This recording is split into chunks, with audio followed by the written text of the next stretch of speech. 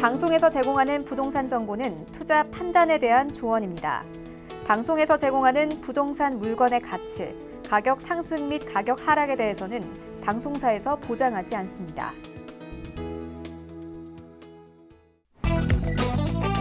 헤드라인 뉴스입니다. 지난 11일 한국은행의 2월 중 금융시장 동향에 따르면 은행 가계대출은 지난달 901조 3천억 원으로 한 달 전보다 9조 3천억 원 증가했습니다. 이는 2004년 이후 최대치이며 주택담보대출이 한 달 새 7조 8천억 원 불어나 잔액이 665조 7천억 원을 나타내며 급증세를 견인한 것으로 보입니다. 국토부는 서울시 LH 서울주택도시공사와 함께 오늘부터 공공참여 가로주택 정비사업 합동 공모를 진행한다고 지난 11일 밝혔습니다. 이번 가로주택 정비사업은 LH 등 공기업이 공동시행사로 참여하고 공공임대주택 공급 등을 할 경우 분양가 상한제 적용도 제외하고 중수 제한도 완화하는 등 각종 인센티브를 제공할 예정입니다. LH는 지난 11일 LH 청약센터 및 유튜브 채널을 통해 2020년 공동주택용지 공급계획 설명회를 개최해 연간 공동주택용지 공급 물량과 공급 시기 정보를 전달했습니다. 이에 따르면 LH는 올해 전국 87필지 394만 제곱미터의 공동주택용지 공급에 나서며 이는 지난해보다 17%가량 늘어난 규모로 전체 물량의 80%가량이 수도권에 몰렸습니다.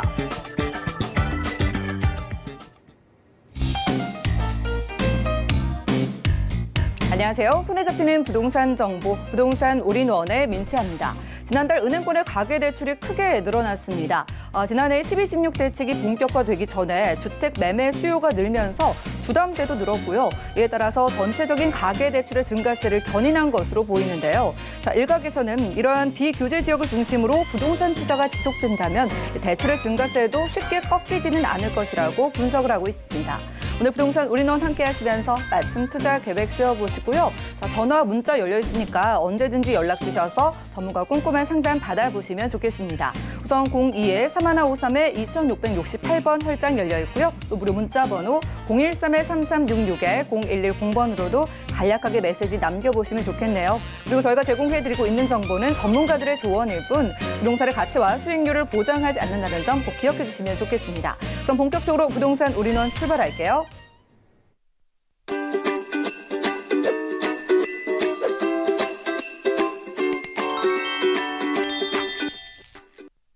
네, 부동산 올인원 오늘 스튜디오에 이분 모셨습니다. UNS 하우징의 유재성 대표님 만나볼게요. 어서 오시죠. 네, 반갑습니다. 네, 반갑습니다. 대표님과 강의 통해서 시장의 흐름부터 우선 짚어보겠습니다. 정말 알 수 없는 2020년 올해 부동산 시장이요. 판도를 바꿀, 그러니까 큰 변화를 일으킬 3대 티핑 포인트 알려진다고 하네요. 이슈 진단 확인하시죠.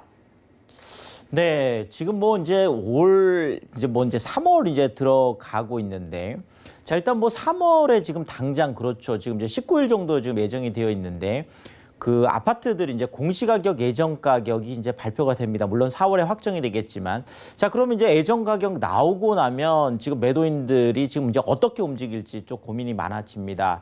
자, 여기에다가 지금 미 연준이 그렇죠. 이제 우리나라 시간으로 이제 4일이었고 이제 3일 날 또 금리 인하를 하면서 결국은 4월 금융통화위원회 한국은행에서 지금 이제 어떻게 이걸 또 할지 그 부분이 지금 또 이제 정해져 있고 또 하나가 지금 이제 4월 28일 날 그렇죠. 분양가 상한제 유예 기간이 이제 종료가 됩니다. 물론 지금 여러 지자체에서 그거 연장해 달라 지금 얘기가 있긴 있지만 어쨌든 시기적으로 또 그렇습니다. 자, 여기에다 또 4.15 총선까지. 자, 어쨌든 간에 지금 계속 그렇죠. 지금 부동산과 관련된 많은 그런 이슈들이 지금 터지고 있습니다.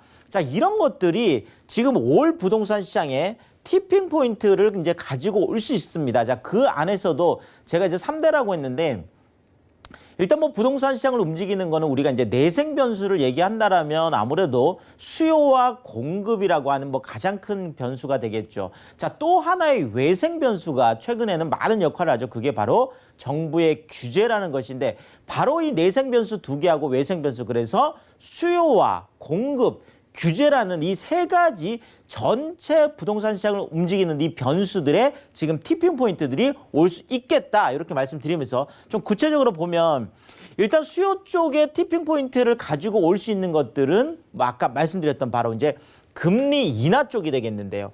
자, 만약에 이번에 한국은행이 또 한 번의 금리 인하를 단행한다라고 하면 지금 1.25%인데 1.0%에 그렇죠. 자, 대한민국이 생기고 나서 한 번도 1.0%라는 걸 경험해 보지 못했습니다. 아까 앵커 뭐 오프닝에서도 지금 이미 현재 1.25% 수준에서도 규제가 많음에도 불구하고 지금 그렇죠. 대출이 지금 엄청나게 좀 늘어났잖아요. 자, 그런데 1.0%라고 하면 자, 1.75에서 작년에 시작을 했었죠. 1.75, 1.5, 이제 1.25까지 왔는데 1.0%까지 만약에 온다라고 하면 결국 뭐 이렇게 뭐 이자라는 거 이런 금리라는 거는 부동산 투자하는 분들에게 있어서는 비용으로 어떤 그 인식이 되잖아요. 근데 내가 투자를 하는데 비용이 줄어든다라고 하는 거는 비용의 부담에 대한 게 없다라고 한다면 당연히 어떤 투자 수요, 투자 심리를 자극할 수밖에 없겠습니다. 자, 지금까지는 뭐 서울이라든지 수도권이라든지 이런 쪽을 중심으로 좀 움직였다라고 하면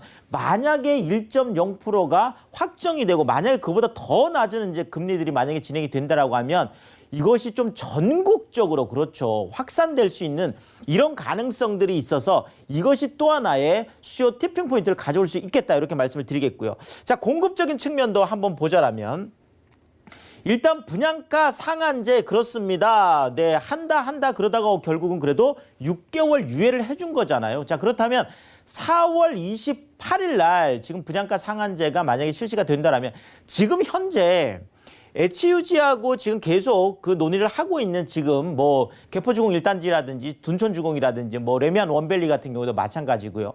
이런 굵직굵직한 단지들이 분양가 상한제 유예 기간 안에 포함이 됐음에도 불구하고 지금 뭐 분양가 때문에 그렇죠. 뭐 사실 시세의 거의 뭐 절반 정도 수준으로 뭐 하는 데다가 더더구나 뭐 이제 조합원 분양가가 일반 분양가보다 더 비싸다 이런 얘기들이 지금 이제 나오다 보니까 많은 사실 이제 불만들이 있습니다. 지금까지 이제 계속 그것이 이제 누적이 이제 되어 왔던 거죠. 그 부분들이. 자, 그러다 보니 계속 이제 난항을 겪고 있는데 결국은 분양가 상한제가 만약에 이제 4월 28일 종료되고 뭐 4월 말 이제 5월 초부터 본격적으로 시행이 된다라고 하면 재건축이나 재개발 쪽에 있어서 사업 자체를 포기하는 그런 단지들이 속속 나올 수도 있겠다. 자, 그렇다면 공급 쪽에 있어서 그렇죠. 완전히 갑자기 또 꺾이는 그래서 공급 쪽에 폭락이 오는 뭐 이런 것들이 올 수 있기 때문에 분양가 상한제가 이런 것들을 만들어낼 수가 있겠습니다. 자, 여기에다가 아까 말씀드렸던 공시가격 예정 가격이 만약에 발표된다라면 자, 분양가 상한제는 신규 공급 청약 시장과 관련이 있다라고 하면 지금 제가 말씀드리는 이 아파트 공시가격 예정가 같은 경우에는 기존 매물들 있잖아요. 자, 결국 공급은 뭐 신규 매물만 있는 게 아니라 기존에 있던 아파트들을 매도를 해야 매물로 나오는 거잖아요. 이것도 또 하나 이제 공급이다 보니까 과연 그렇다면 이 공시가격 예정가가 나왔을 때 그럼 뭐 지금 뭐 그렇죠. 지금 뭐 종부세 지금 뭐 너무 이제 부담이 될 수 있으니까 야, 그럼 과연 이게 물량이 많이 나올까? 아니면은 그냥 계속 버티기로 갈까? 요런 부분에 포인트를 맞춰서 제가 좀 말씀드리겠고요. 자, 일단 규제 쪽도 그렇습니다. 그렇죠. 지금 4.15 총선이 이제 정말 얼마 남지 않았습니다. 이제 거의 한 달 앞으로 이제 다가왔기 때문에. 자, 그런데 지금 총선 공약이 이제 우리가 이제 거대 뭐 양당이라고 하잖아요. 지금 정부 여당 쪽하고 지금 이제 미래통합당 지금 야당 쪽 이제 양당 자체가 정말 총선 공약이 부동산 쪽은 완전히 반대예요. 완전히 반대다 보니까 과연 총선 결과가 어떻게 나오느냐에 따라서 지금까지 규제 19번의 규제가 있었는데 이 규제의 방향이 더 강화될 수도 있고 아니면 규제의 방향이 완전히 완화될 수도 있는 이런 부분들이 있어서 지금 이 세 가지 측면 모두 다 지금 티핑 포인트들이 오고 있다. 그런 느낌이 있다라는 거죠. 자, 일단 수요부터 좀 꼼꼼히 한번 살펴드리면은요. 자, 미 연준에서 그것도 긴급 그렇죠. 회의에서 0.5% 빅 컷을 했습니다. 그렇죠. 지금까지 미 연준이 계속 0.25%씩 낮춰왔거든요. 근데 이번에는 한꺼번에 두 단계를 점핑한 거죠. 그래서 0.5% B컷을 단행해서 지금 현재 1.0에서 1.25니까 자, 우리나라하고도 지금 그렇죠. 지금 금리 차이가 전혀 나지 않습니다. 기준금리가. 자, 그러다 보니까 작년에도요. 미 연준이 한 번 내리면 한국은행이 그 다음 달에 또 한 번 내리고 미 연준이 내리면 또 그 다음 달에 한은이 내리고 계속 이렇게 해왔었어요. 자, 그렇다면 지금 이번에도 미 연준이 0.25가 아니라 이번엔 0.5% B컷을 했으니까 한은도 0.5% B컷을 한다라고 만약에 가정을 했다라고 하면 지금 1.25에서 0.75로 떨어질 수도 있죠. 자, 그러면 정말 0%대의 기준금리가 올 수도 있겠고 만약에 0.25만 낮춘다고 하더라도 1.0%니까 대한민국이 생기고 나서 한 번도 있지 않았던 자 2016년 6월에 1.25%가 하나 있었고요. 현재가 1.25%거든요. 자, 그렇다면 1.0%는 지금 가장 낮은 기준금리인데 자, 그렇다면 이것이 당연히 뭐 이제 금리가 낮아지면 수요 심리를 자극할 수 있기 때문에 자 4월 지금 그렇죠. 금통위에서 과연 뭐 인하를 하느냐 안 하느냐에 따라서 많은 또 변화가 있을 수가 있겠습니다. 자, 결국 이제 역대 최저금리가 이제 두 가지 쪽으로 지금 제가 이제 작용을 할 거로 보는데요. 자, 일단은 풍선 효과 쪽입니다. 자, 지금 서울 쪽하고 수도권 쪽을 지금 규제를 하면서 지금 비규제 지역으로 포함이 되어 있는 지금 뭐 인천 쪽이라든지 그렇죠. 청라라든지 뭐 이쪽 지금 송도 지금 많이 또 오르고 있다라고 했잖아요. 자, 그다음에 조금 더 아래쪽으로 지금 내려가서 지금 뭐 대전이라든지 또 부산이라든지 이런 쪽 그러니까 이제 지방에 이제 광역시도 되겠죠. 자, 이렇게 지금 풍선 효과가 더 커질 수 있습니다. 계속 파급을 해 나갈 수가 있어요. 자, 또 하나는 뭐냐면 갭매우기 장세인데요. 자, 지금 강남 3구 쪽은 지금 상당 부분 12.16 대책이 나오고 나서 지금 많은 조정들이 좀 일어나고 있습니다. 자, 그런데 강북 쪽이라든지 지금 뭐 우리가 보통 우리가 뭐 금강구단은 금천이라든지 구로 뭐 관악 이제 이런 소위 말하는 9억 이하 아파트들이 무려 이런 쪽은 94%, 95% 그렇습니다. 그러니까 집이 100채가 있으면은요. 그 중에서 9억 이하 아파트가 94채, 95채라는 이런 뜻이에요. 자, 그러니까 지금 금리가 만약에 낮아진다라고 하면 지금 강남 쪽하고 강북 쪽 이런 곳들이 벌어져 있었던 것들이 갭매우기 장세로 지금 올라설 가능성이 높습니다. 이미 지금 이런 쪽들은 지금 많이 거래가 되고 있고 실질적으로 지금 많이 올라가는 모습들이 있어서 자, 풍선 효과와 갭매우기 이런 투자 수요를 자극할 가능성이 굉장히 높겠다 이렇게 말씀을 드리겠습니다. 자, 이게 뭐 작년에도 자, 금리 인하가 7월에 있었습니다. 자, 우리가 조금 시간을 되돌려 보면은요. 2018년 9월 13일 날 9.13 대책이 나옵니다. 자, 이것이 계속 영향을 미쳐서 2019년에 들어왔어도 1월 달, 2월 달, 3월 달 굉장히 힘들었고요. 그러면서 4월 달, 5월 달, 6월 달까지도 계속 마이너스 흐름이었어요. 자, 그런데 7월 달에 금리 인하를 전격적으로 합니다. 그러니까 6월 달 마이너스 0.09였던 게 그 다음 달인 바로 8월 달에 0.14로 상승 전환했던 이런 어떤 학습 효과 이런 것들을 우리가 가지고 있다는 거죠.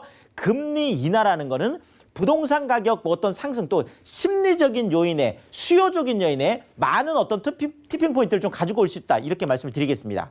자, 공급 쪽 한번 보면요. 자, 일단 분양가 상한제 유예가 지금 4월 28일입니다. 물론 연장이 될 수도 있겠지만 뭐 그건 좀 지켜봐야 될 것 같고요. 자, 재건축과 재개발 이제 갈림길에 서 있습니다. 자, 어디로 갈까요? 네, 지금 뭐 둔촌주공 같은 경우에도 만약에 이번에 HUG하고 협상이 안 된다라면 그냥 뭐 분양가 상한제가 이제 뭐 그럼 저기 혜택을 못 받겠죠. 자, 그러면 후분양 가겠다. 지금 뭐 이렇게들 하고 있는 것들이거든요. 자, 그러면 이것이 공급이 엄청나게 축소되는 이런 것들이 나올 수가 있겠고. 자, 또 하나 이제 공시가격 지금 예정가가 그렇죠. 지금 이제 19일 날이죠. 이번 달 19일입니다. 이제 얼마 남지 않았습니다. 자, 이게 지금 20에서 이제 30% 올라가는 거는 뭐 거의 기정사실화 돼 있는 게 정부가 아예 가이드라인을 얘기를 했어요. 처음에. 자, 일단 9억에서 15억 요 사이 같은 경우에는 70%까지 그렇죠. 시세에 70%까지 맞추겠다. 자, 그다음에 15억에서 30억 요 사이 같은 경우에는 75%까지 현실화하겠다. 30억이 넘어가는 경우에는 80%까지 현실화하겠다.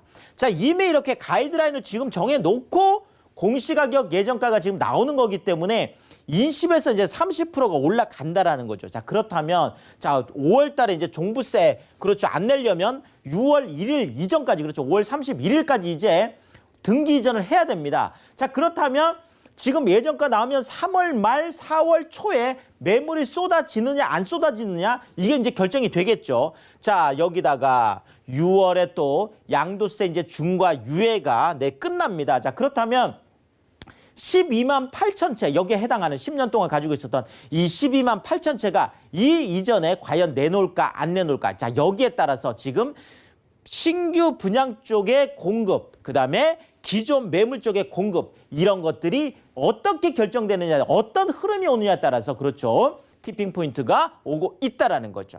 자, 지금 규제 쪽도 마찬가지입니다. 자, 지금 뭐 더불어민주당 같은 경우에는 청년 신혼부부 맞춤형 신도시 이걸 3기 신도시 안에 공급을 하겠다. 자, 그래서 10만 채를 지금 이쪽만 지금 공급을 하겠다는 거예요. 자, 그러면서 지금 뭐 그 수익 모기지 쪽으로 해서 전용 대출까지 이제 마련을 해서 결국은 2030 쪽으로 표심을 맞춰서 가고 있는 거죠. 자, 근데 지금 야당인 미래통합당 같은 경우에는 3기 신도시 전면적으로 재검토하겠다. 재건축 규제 풀겠다. 재개발 규제 풀겠다. 자, 대출 규제 풀겠다. 분양가 상한제 폐지하겠다. 자, 보면 미래통합당은 지금 정부 여당에서 하고 있는, 정부에서 하고 있는 부동산 정책의 정반대의 정책을 내놓고 있습니다. 물론 표심 쪽은 4050에서 뭐 40, 60, 70까지 이렇게 이미 투자를 해놓은 분들을 지금 표심을 갖고 지금 서로 지금 나눠져 있기 때문에 자, 결국은 총선 결과가 어떻게 나오느냐 따라서 지금 부동산 규제가 더 강화될 수도 있고 약화될 수도 있다라는 거죠. 자, 결론적으로 이런 티핑 포인트에서 어떻게 하면 성공 투자할 수 있을까요? 자, 일단 매도 쪽 전략을 제가 말씀드리면 자, 비가역성. 자, 부동산은 한번 움직이고 나면 되돌리기가 어렵습니다. 그래서 신중하게 좀 매도할 때는 결정을 하시라는 거고요. 자, 그렇지만 만약에 내가 보유세 못 내고 종부세 못 내고 견딜 수가 없다라고 한다면 절세 혜택을 보는 게 훨씬 더 유리합니다. 그래서 그런 결정들을 하셔야 될 것 같고요. 자, 매수 전략 쪽은 레버리지 그렇습니다. 지금 금리가 낮아지는 레버리지를 활용할 필요가 있겠고요. 지금 요즘 또 전세가가 많이 올라가고 있잖아요. 전세가를 활용한 이런 레버리지를 활용하는 게 좋겠습니다. 자, 그런데 앞으로는 만약에 내가 주거 쪽으로 만약에 계속 투자를 해서 지금 힘들다 그러면 비주거 쪽도 한번 생각을 해봐야 되겠죠. 자, 내가 수익이 안 나오는 쪽을 생각했으면 이제 수익형 부동산 쪽으로 같이 짜봐야 되겠죠. 이제는 주거와 수익, 그다음에 또 주거와 주거 외 주택 이런 것들에 대해서 포트폴리오를 짜는 게 지금 이제 굉장히 중요해졌습니다. 그래서 포트폴리오에 성공한 투자자가 결국은 성공한다. 이렇게 결론을 내드리겠습니다. 네, 부동산 이슈 진단 시간이었습니다. 2020년 올해 부동산 시장의 3대 티핑 포인트는요, 수요와 공급 그리고 정치적 결과에 따른 규제 방향이었습니다. 이 모든 것들이요, 금리나 정부의 발표 내용 등 외부적 변수에 큰 영향을 받는 만큼 투자에 앞서서 전문가의 도움을 꼭 받아보시는 게 좋을 것 같은데요. 무료 세미나가 준비되어 있습니다. 일단 매주 수요일 오후 1시에는 서울 역세권 소액 투자 실전 전략을 세워드리는 무료 세미나가 준비되어 있고요. 그리고 매주 토요일 오후 1시부터는 서울 부동산 투자의 모든 것을 주제로 무료로 여러분들과 함께 해주신다고 하니까요. 02-3153-2668번으로 빠르게 연락 주셔서 대표님과 좋은 시간 만들어 보시면 좋겠습니다. 자, 이어지는 시간 정보 체크 시간인데요. 첫 번째 매물 바로 만나보시죠. 자, 오늘 유재성 대표님과 함께할 지역 살펴보시죠. 오늘 서울시 종로구 인이동으로 가볼 텐데요. 1호선 종로 5가역 근처에서 방 1개짜리 오피스텔 찾아보겠습니다. 오피스텔의 가격 만나볼게요. 자, 시세는 약 2억 3천만 원에서 2억 4천만 원까지 예상되네요. 자, 역사와 문화가 있는 서울의 중심부 종로구로 가보겠습니다. 인이동 쪽은 대표님과 처음 가보는 것 같은데 오늘 입지와 호재 한 번에 만나볼까요? 자, 뭐 인의동 그러면 어디일까 이렇게 생각하실 수 있는데 그냥 종로 5가다 이렇게 정말 생각하시면 될 것 같습니다. 네. 사실 뭐 종로 쪽은 뭐 너무나 잘 아시겠지만 일단은 뭐 이쪽이 뭐 1호선, 2호선, 3호선, 4호선, 5호선 6호선까지 그렇죠. 뭐 가깝게 한 4개 정도의 쿼드러플로 되어 있지만 사실상은 뭐 거의 한 6개 노선을 안에서 자유롭게 이용할 수 있기 때문에 정말 뭐 교통 천국이 사실 시내잖아요. 자, 그래서 이쪽에서 종로 5가역에서 도보 4분 거리에 초역세권인 거 다시 한번 말씀을 드리겠고요. 자, 이쪽으로 이제 대규모 복합 환승센터, 그렇습니다. 지금 서울역 쪽으로 해서 GTX A 노선하고 B 노선에 복합 환승센터가 생기고, 자, 오른쪽으로 오면 지금 청량리역 쪽에 GTX B 노선하고 C 노선에 또 복합 환승센터가 생깁니다. 자, 이렇게 큰 빅 프로젝트들이 진행이 되고 있고, 자, 더더구나 종로 5가역에서 그냥 이렇게 딱 바라보면, 그렇죠, 바로 지금 대각선에 보이는 게 세운지구예요. 지금 이미, 그렇죠, 대우건설 그 빌딩 보면 이제 크게 지금 쌍둥이 빌딩 올라가 있잖아요. 그런 것들이 이제 막 들어서는 거거든요, 이쪽으로. 그래서 세운지구 개발이라는 또 빅 프로젝트가 진행이 되고 있습니다. 자, 결국 이제는 중심 업무지구, 그렇죠, 일자리가 늘어나는 종로의 업무지구하고 또 명동이라든지 동대문이라는 상업지역. 자, 그러니까 일자리와 쇼핑과, 자, 그러면서 그 안에 이제는 주거가 같이 들어온다라는 거죠. 자, 예전에는 뭐 일자리 따로, 뭐 상업 따로, 주거 따로 이렇게 돼 있었다라면, 이제 앞으로 우리가 미래 주거라고 하는 거는 업무지구하고 상업지구하고 주거가 한꺼번에 어우러지는, 그렇죠, 1인 가구들이 이제 많기 때문에 그런데요. 이 1인 가구들은 멀리 가고 싶어 하지 않습니다. 제가 늘 말씀드리는 슬리퍼 주거권. 그러니까 슬리퍼 신고 직장도 가고, 슬리퍼 신고 그냥 쇼핑도 가고, 그냥 슬리퍼 신고 공원도 가고, 영화도 보러 가고, 그렇죠.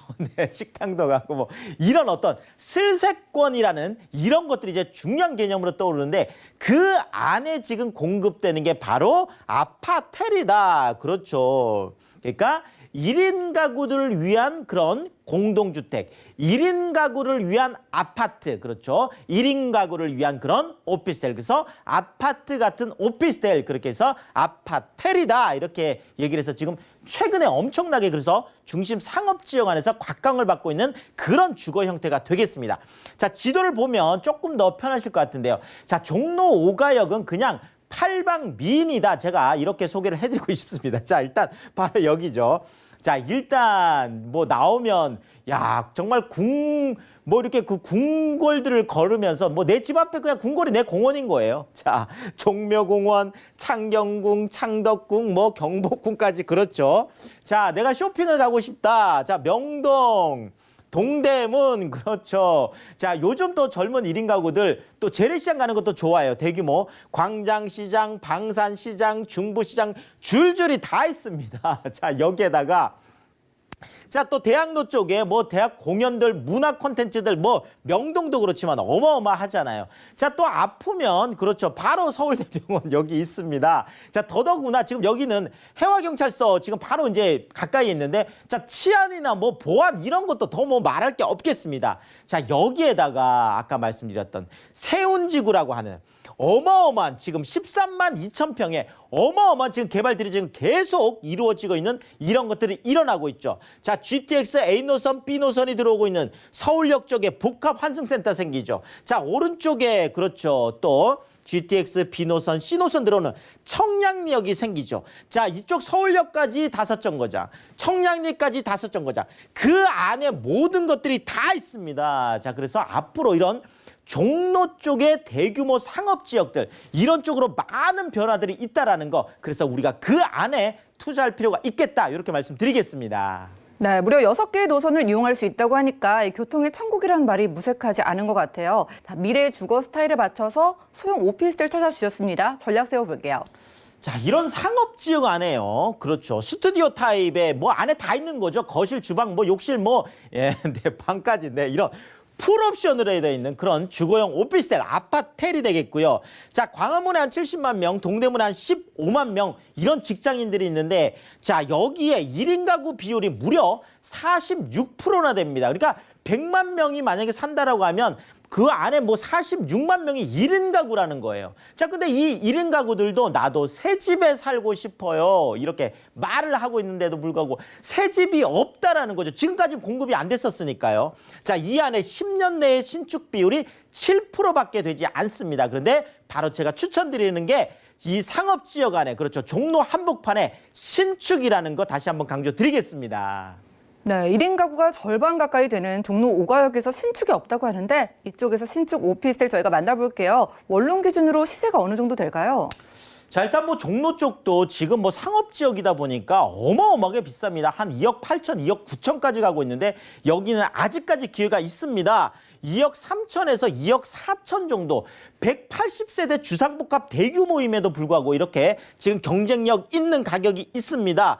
자, 일단 뭐 전세가 높게 형성되어 있습니다. 한 1억 1천 왔다 갔다 하다 보니까 실제 종로 한복판에, 그렇죠, 2,500에서 3,500, 정말 3천만 원 내외 소액을 가지고 접근할 수 있는 아주 좋은 그런 주거용 오피스텔이다, 이렇게 정리드리겠습니다. 네, 아직은 소액 투자의 기회가 남아있다고 합니다. 종로 5가역 근처에서 원룸 오피스텔 만나봤고요. 자, 방송 시간 이외에도 오프라인에서 무료 세미나에 참석해보시면 도움 말씀 얻어보실 수 있겠습니다. 일단 매주 수요일 오후 1시에는요. 서울 역세권 소액 투자 실전 전략을 주제로 무료 세미나가 준비되어 있고요. 그리고 매주 토요일 오후 1시에는 서울 부동산 투자의 모든 것을 주제로 또 준비해 주셨다고 하니까요. 02-3153에 2668번 빠르게 문의 주시면 되겠습니다. 자, 시간 알차게 꾸며주신 유재성 대표님과는 인사 나눌게요. 고맙습니다. 감사합니다. 네, 오늘 보신 정보는요. 네이버 TV, SNTV 부동산 사람들에서 언제든지 다시 보실 수가 있겠고요. 그럼 오늘 유재성 대표님과 함께한 정보들 다시 정리해 보시죠.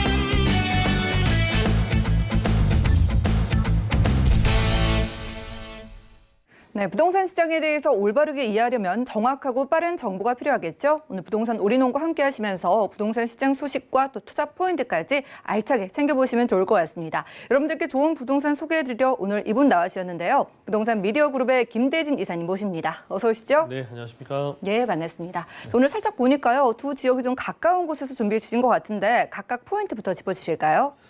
네, 굉장히 가까운 곳이에요. 하지만 지역구가 다르기 때문에 추천드리는 유형 자체도 다소 좀 다를 수도 있긴 한데요. 일단적으로 첫 번째 지역 같은 경우에는 아현뉴타운 굉장히 또 핫하잖아요. 서울의 강북 중에서는 마포구에 위치하고 있는 아현뉴타운 같은 경우에는 한남뉴타운에 이어서 상당히 또 세간이 화제가 되고 있는 그런 지역 중에 하나인데, 아현뉴타운에 바로 지금 이제 옆리 사구역이 해제된 구역이 있습니다. 그곳에 위치하고 있는 이제 그 얼마 안 되는 옆리동에 위치하고 있는 다세대 주택을 좀 추천을 드릴 수가 있겠는데요.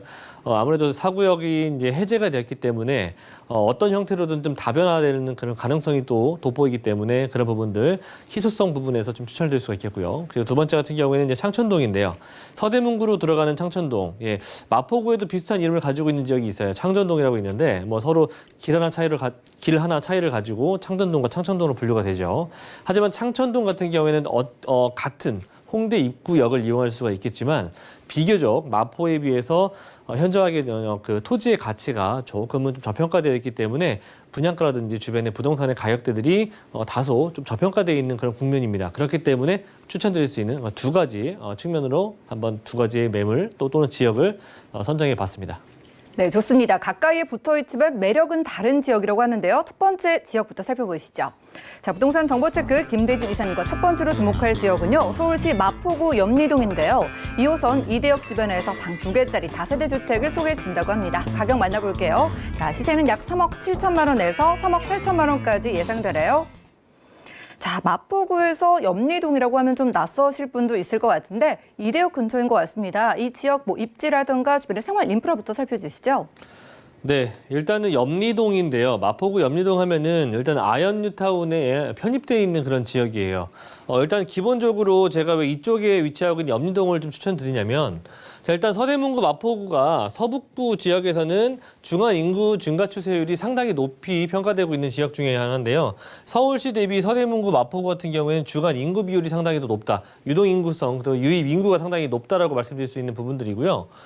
그리고 마포 같은 경우에는 기본적으로 홍대를 비롯해서 주변 서교동, 뭐 동교동, 그리고 뭐 상수동 일대, 그리고 이 옆에 위치하고 있는 뭐 신촌 일대라든지 뭐 이대역 일대에 위치하고 있는 염리동 같은 경우에는 이런 경우에는 기본적으로 마포구가 공시지가 상승률이 상당히 높아요. 거의 뭐 3년 연속으로 상위권 1, 2위를 다툴 정도로 상승률이 상당히 높다. 그렇기 때문에 공시지가 상승률은 기본적으로 토지의 가치 상승과 이어질 수 있는 부분들인데요. 그렇기 때문에 지금 요즘에 마포구에 위치하고 있는 토지의 가치들이, 토지의 가격대들이 지속해서 상승하고 있는 부분들이 그 대표적인 이유이기도 하고요. 일단 홍대라고 하는 기본적으로 유동인구가 늘어나는 부분들과 그리고 아현뉴타운으로 조성이 되면서 그간 굉장히 노후화되어 있었던 이런 주택시장에서 이제는 다변화될 수 있는, 또는 아파트화가 점점점 진행이 되면서 이제는 중산층이 많이 모여 살고 있는 그런 지역구로 변모하고 있다는 점들, 그러면서 아무래도 소득 수준 자체가 높다 보니까 주변에 위치하고 있는 주택시장에도 그 여파가 많이 미치고 있는 그런 내용들을 담고 있습니다. 자, 그리고 기본적으로 보시면은 일단 염리동이라고 하는 곳 자체를 보시면요. 네, 지금 현재 여기 위치하고 있는 곳이 자체가 이제 아현뉴타운인데요. 위쪽 라인 같은 경우에는 뭐 그랑자이 같은 경우에도 위치하고 있고, 여기에 위치하고 있는 아파트의 25평대 금액대들이 기본적으로 한 12억에서 한 15억 정도 좀 미만으로 좀 나와 있는데 25평대 기준 정도의 금액대가 이렇게 형성이 되어 있습니다. 하지만 그 주변으로 아파트가 점점점 탈바꿈이 되면서 주택 시장이 계속 이제 소형 주택, 특히나 뭐 다세대 주택이라든지 뭐 단독 다가구들이 점점 없어지고 있는 추세인데, 이를 통해서 아파트 가격대들이 점점 올라가다 보니까 그 소형 주택들이 금액대들이 계속 직접적인 영향을 받고 있어요. 그래서 가격대 상승률이 눈에 띄게 좀 매년 좀 다르게 올라가고 있는 부분들, 그런 부분들 좀 말씀드릴 수가 있겠고요. 교통편 같은 경우에도 상당히 더 좋아요. 일단 기본적으로 2호선이라든지 그리고 5호선, 2호선 그리고 5호선, 염리동 같은 경우에는 2호선 같은 경우에는 초역세권에 위치하고 있는 그런 지역이기도 하고요. 가까운 곳에 6호선과 그리고 5호선, 공항철도, 경의중앙선을 이용할 수 있는 공동역까지도 굉장히 가까운 곳에 위치하고 있기 때문에 가까운 곳에 2호선, 5호선, 6호선, 경의중앙선, 공항철도를 이용해 볼 수 있는 그런 굉장히 또 황금적인, 굉장히 또 황금성이 더 높은 그런 교통 편의시설들을 갖추고 있다. 자, 그리고 노란색으로 표시되어 있는 부분들 보이시죠? 이렇게 수많은 대학생들이, 대학교가 또 위치하고 있기 때문에 대학생들의 임차 수요도 상당히 풍부하고요. 자, 그리고 도심권 상당히 가깝죠. 네, 바로 충정로 다음이 바로 이제 뭐 명동, 회원 이쪽 일대다 보니까 도심하고 상당히 가깝기도 하고요. 아래쪽 라인은 용산, 그리고 여의도, 다리 하나 건너면 여의도, 그리고 좌측편에 홍대, 그리고 뭐 상암동 등등의 다양한 업무지들도 굉장히 가깝게 포진되어 있기 때문에 직주 근접성 또한 상당히 또 굉장히 탁월한 그런 지역이라고 보시면 좋을 것 같고, 이 부분이 또 굉장히 좀 매력적인 부분이에요. 염리 4구역이 지금 해제된 구역인데요. 바로 해제된 구역이 상당히 좀 협소하는 그런 그게 비교적 큰 땅은 아니에요. 해제된 구역이 4구역인데 이 4구역이 앞으로 어떻게 변화될 것인지, 다변화에 대한 가능성이 상당히 높이 평가될 수가 있기 때문에 뭐 일반적으로 가로정비 사업이라든지 뭐 소규모 재정비 사업이 이루어질 수도 있겠고요. 그렇지 않다라고 한다면 대부분 다 민간 건설업체들이 이런 부지들을 매입을 하게 될 텐데, 그렇게 된다면 아무래도 토지의 가치는 점점 더 올라갈 수밖에 없거든요. 그리고 더군다나 2대역에서 초역세권 자리에 위치하고 있는 염리동이기 때문에 그 땅의 가치는 상당히 무한하다고 볼 수가 있겠고, 아현뉴타운의 가격대도 제가 말씀을 드렸죠. 12억에서 14억 후반 정도 지금 달리고 있는데 25평대 기준입니다. 네, 이 금액대가 어마무시하거든요. 지금 계속 올라가고 있는 추세이기도 하고요. 이런 가격대들이 바로 옆에 위치하고 있기 때문에 이런 아파트들의 가격대들의 가장 직접적인 영향을 받을 수 있는 그런 권역이다. 자, 그리고 상권들 굉장히 가까운 곳에 또 포진되어 있고, 또 공덕, 업무지들, 그리고 한강권 굉장히 가까운 부분들, 그리고 서울 역세권 개발도 상당히 또 이런 마포 지역에 한몫한다라고 볼 수가 있는 부분들인데 서울 역세권 개발 같은 경우에도 뭐 앞으로 뭐 청파, 서계동 라인들, 만리동 일대 같은 경우에도 재개발이 예정이 되어 있기 때문에 그에 따라서 주택들이 점점 없어지고 있어요. 점점 이제 아파트화로 탈바꿈이 되고 있기 때문에 저런 소형 이렇게 해제된 지역들 같은 경우에는 상당히 무한한 가능성이 있다라고 평가할 수가 있겠습니다.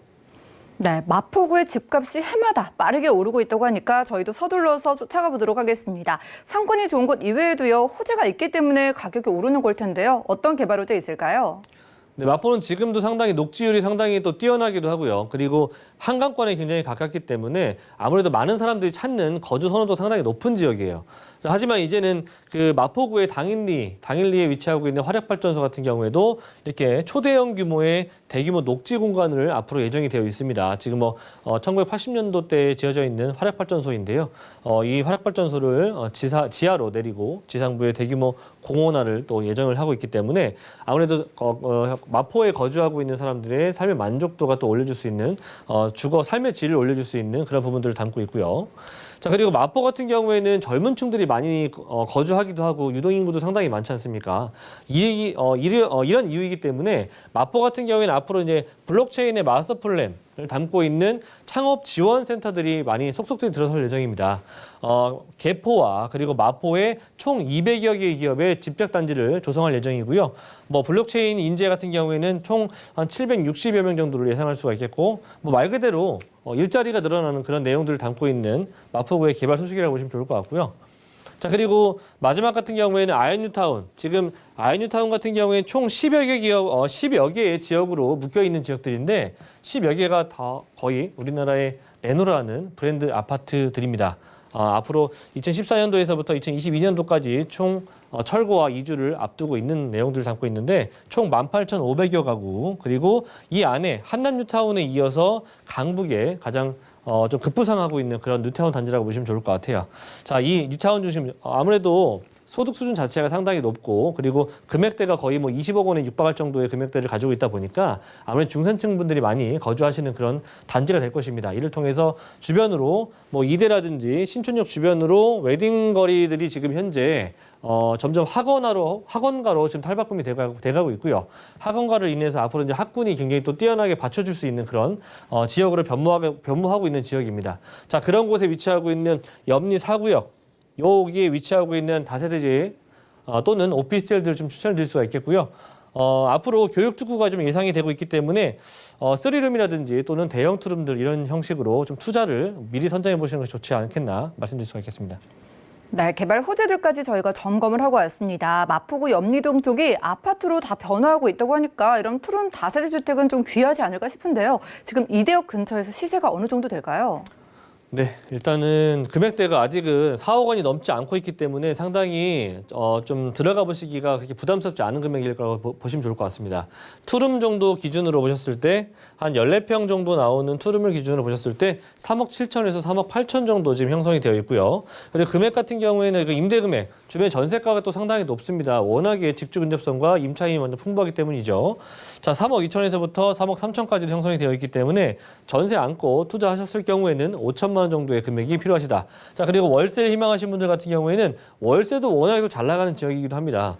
자, 대출 금액 같은 경우에는 2주택자 이상 분들은 대출이 안 나오실 거고요. 그 부분도 참고하셨으면 좋겠고, 주택이 대출이 가능하신다 했을 때는 한 대략적으로 1억 4천에서 1억 5천 정도 예상이 됩니다. 월세 같은 경우에는 보증금 한 3천에 월세 한 100에서 110 정도 예상이 되고요. 실투자 금액 같은 경우에는 한 2억 원 정도 보유하신다면 월세로도 접근이 가능하시겠습니다. 네, 전세를 활용하신다면 5천만 원으로 부담 없는 투자가 가능한 마포구 염리동에서 투룸 다세 주택 소개해드렸고요. 다음 지역도 만나보시죠. 접동산 정보체크 김대진 이사님과 두 번째로 체크할 지역 정보는 서울시 서대문구 창천동인데요. 2호선 공항철도, 경의중앙선 함께 지나는 홍대구역 근처에서 이번엔 투룸 구조의 다세대 주택 소개를 해드리겠습니다. 가격 살펴보시죠. 약 3억 1천만 원에서 3억 6천만 원까지 예상되네요. 자, 조금 이동을 해서 홍대구역 근처로 가보겠습니다. 역시나 대학가를 비롯해서 유동인구가 많을 것으로 기대가 되고 또 이 지역의 입지 포인트도 짚어볼게요. 네, 앞서 마포구에서 보여줬던 그런 입지 부분들과 같은 표이긴 합니다. 서대문구와 마포구가 주간 인구조사 에서 증가 추세가 상당히 뚜렷하게 계속 증가하고 있다는 부분들인데요.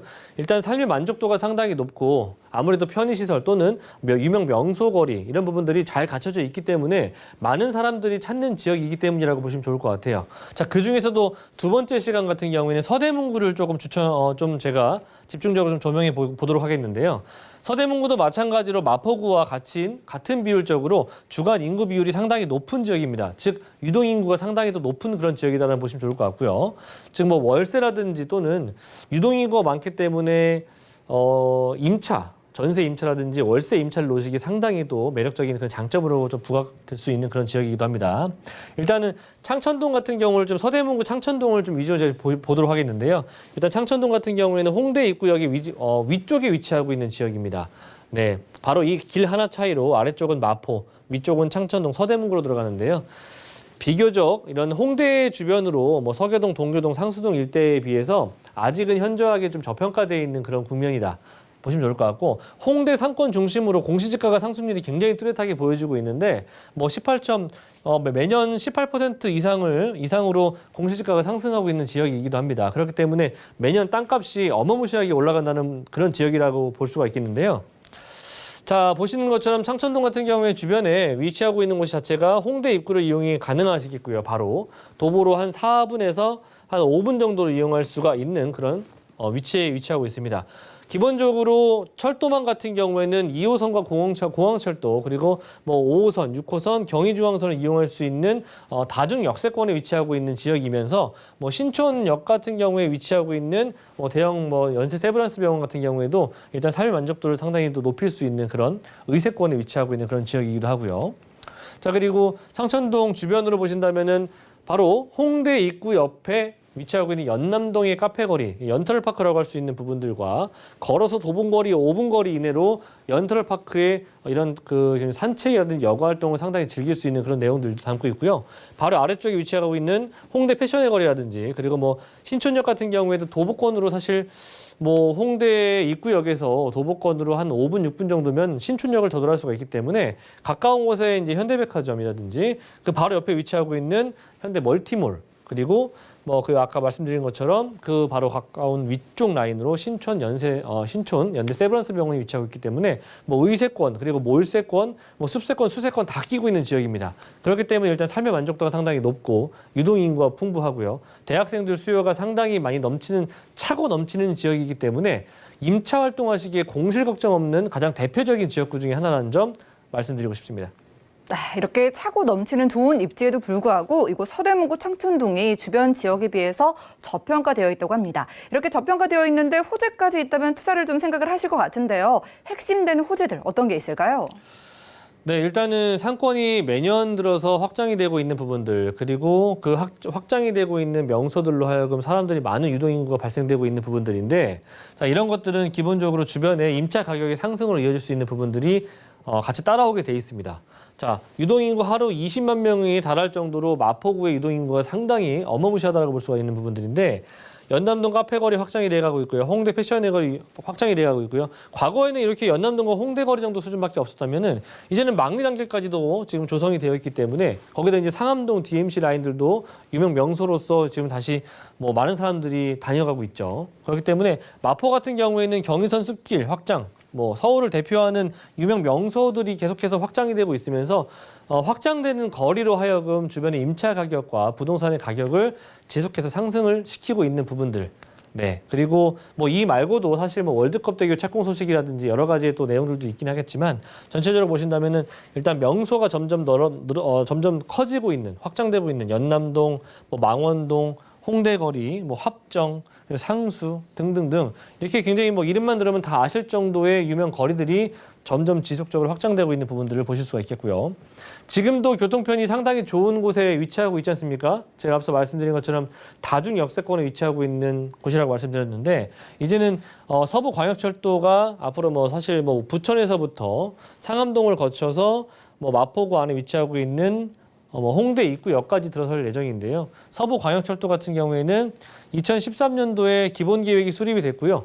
2020년도 2월에 얼마 되지 않았죠? 저번 달입니다. 차량기지 부지가 확정이 됐고 예타 지금 통과를 지금 현재 지금 진행 중입니다. 그렇기 때문에 2020년도 예타가 통과가 되었을 때는 2022년도에 착공을 앞두고 있고요. 최종적으로 2026년도에 완공이기 때문에 서부광역철도망에서 추가적으로 들어선다는 점에 있어서는 상암동 DMC로 바로 이어질 수 있는 부분들과 또는 마곡과 같이 이어질 수 있는 그런 내용을 담고 있는 광역철도이기 때문에 상당히 또 의미하는 부분이 상당히 크다라고 볼 수가 있겠고요. 자, 그리고 지금 마포 같은 경우에는 많은 유동인구들이 있고 프리랜서들이 좀 존재하고 있기도 하고요. 하지만 이제는 애경그룹이 총 6개의 계열사를 거느리고 종로에서 42년 만에 홍대로 이전을 했습니다. 즉 이런 의미는요, 상당히 의미가 크죠. 대기업이 홍대로 이전했습니다. 그 이유가 뭘까요? 한번 생각을 해보시면 좋을 것 같고요. 기본적으로 어떤 지역에 대기업이 들어가 있다고 한 것은 괜히 들어오진 않았을 겁니다. 그렇죠? 네, 이 애경타워 같은 경우에는 복합 공공시설로서 일단 연면적 같은 경우에도 총 4,132평에 달할 정도로 패션과 뷰티, 외식, 그리고 F&B 사업 등이 들어가 있는 내용들을 담고 있는데 타겟 같은 경우에는 20대에서 40대 직장인들 위주로 타겟을 삼았고요.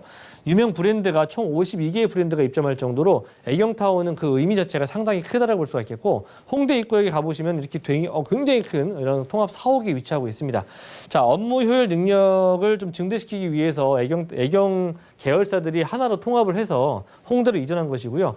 일단 이를 통해서 일자리라든지 유동인구가 증가, 그러니까 주변의 지역경제 활성화도 예상해 볼 수 있는 그런 대규모 호재이기 때문에 대기업이 들어와 있는 지역, 불과 아마 작년에 입주했기 때문에 이제 앞으로 홍대도 대기업이 이점에 있는 일자리가 증가할 수 있는 그런 내용을 담고 있는 그런 지역구다라고 정리할 수가 있겠습니다.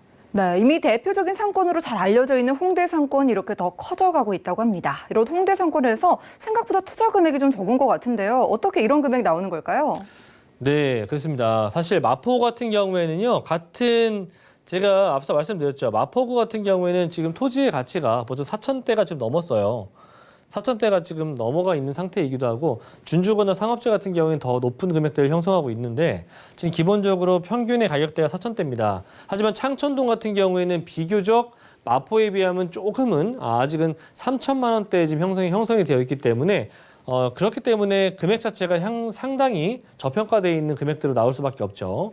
하지만 도로 하나 건너면 바로 같은 홍대 입구를 이용할 수 있다는 점에서는 사실 거의 피부로 느끼시는 부분들이 거의 없을 정도로 도로 하나 정도의 차이기 때문에 그만큼 저평가되어 있는 이런 지역들을 제가 좀 선별해 드려봤는데요.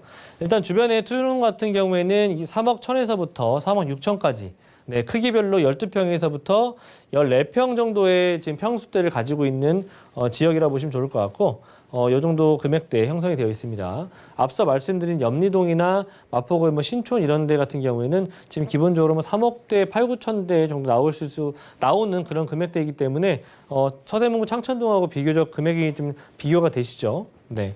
전세 시세 같은 경우에는 2억 9천에서부터 지금 3억 2천 정도까지 형성이 되어 있고요.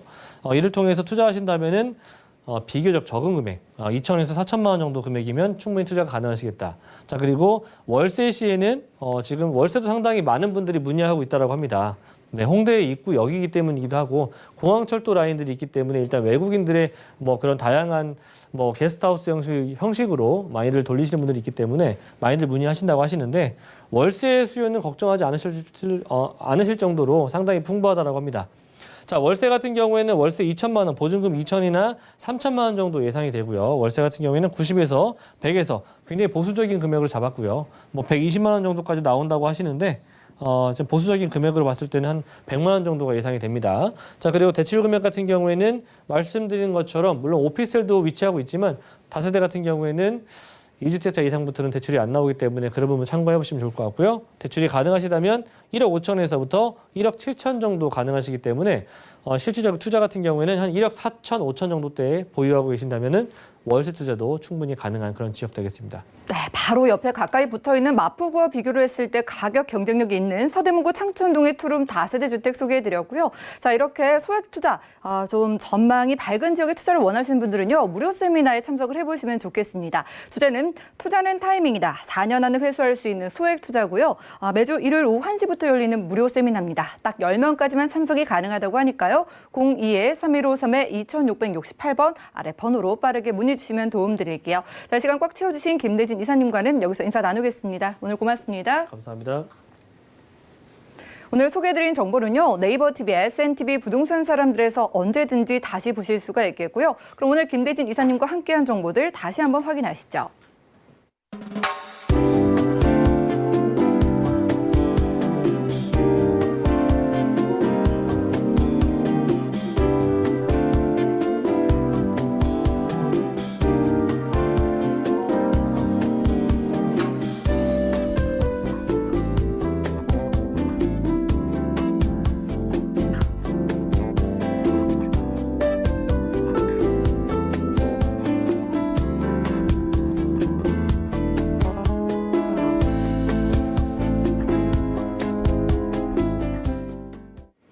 방송에서 여러분들께 제공해드리고 있는 정보는 전문가들의 조언일 뿐입니다. 부동산의 가치와 수익률을 보장하지 않는다는 점 기억해 주시면 좋겠고요. 오늘 보신 방송은 서울경제TV 홈페이지 그리고 네이버TV의 SNTV 부동산 사람들에서 언제든지 다시 보실 수가 있겠습니다. 전화 문자 상담도 방송 끝난 이후에도 도움드리고 있으니까요.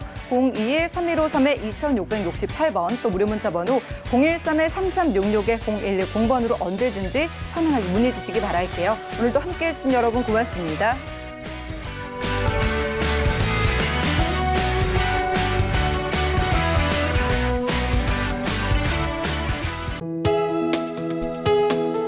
본 방송에서 제공하는 부동산 정보는 투자 판단에 대한 조언입니다. 방송에서 제공하는 부동산 물건의 가치, 가격 상승 및 가격 하락에 대해서는 방송사에서 보장하지 않습니다.